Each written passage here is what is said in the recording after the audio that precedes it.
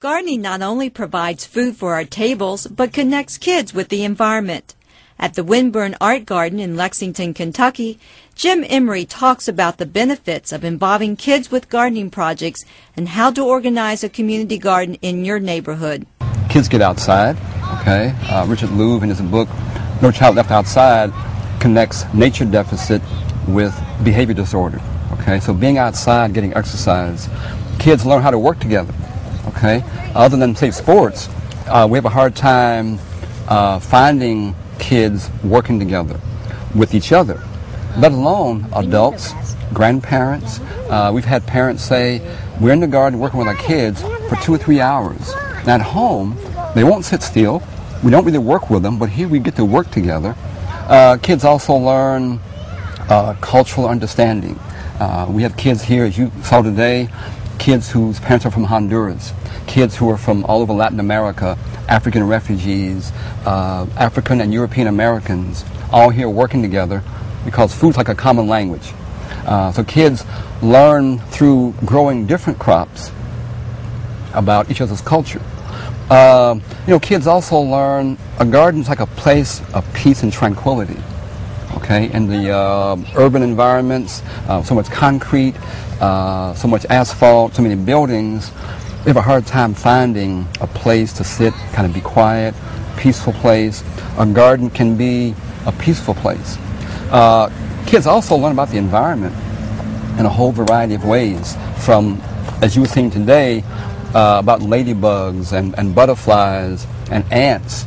And so they're learning about the environment and the ecosystem and how important human beings are to protecting, conserving what we call the environment, that we depend upon the air, the water, the land, that our life depends upon the environment being healthy and stable.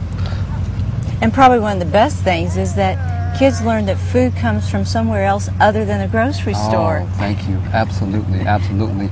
In some neighborhoods where the grocery stores have all packaged food, all processed food, or the kids pretty much, their diet consists of fast food. So they might know tomato sauce or ketchup or that kind of thing, but they don't know tomato, okay? They may have never eaten a green pepper or an okra plant or a pea plant right out of the garden. So you're exactly right. They're learning how food grows, and the garden also gets people to understand their own deeper humanity, because who we are as humans is a whole evolutionary connection of what we call the natural world and the environment.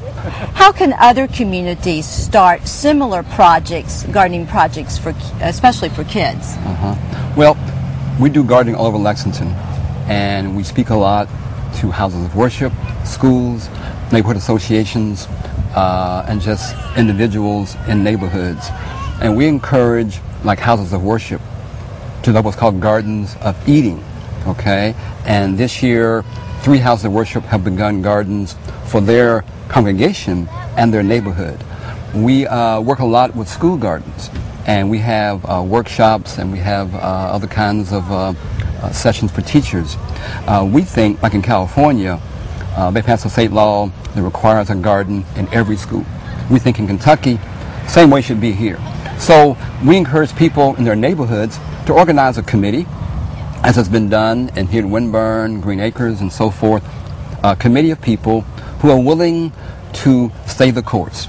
And those few people help organize their children, they help organize their houses of worship, their neighborhood association, to find a location for a garden. It might be like here at an empty lot, it might be in a park.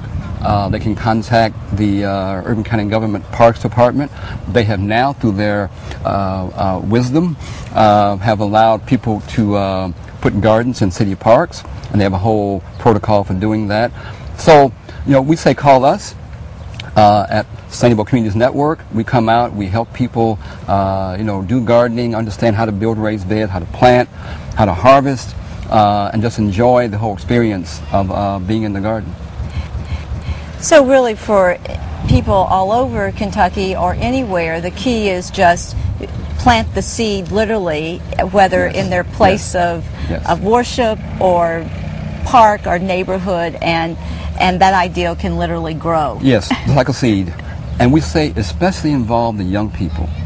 They come here with energy, with excitement, and with the need to do something, to be engaged. And while we as adults might come to the garden and get tired, these kids work here sometimes 3, 4, and 5 hours, okay, in the garden.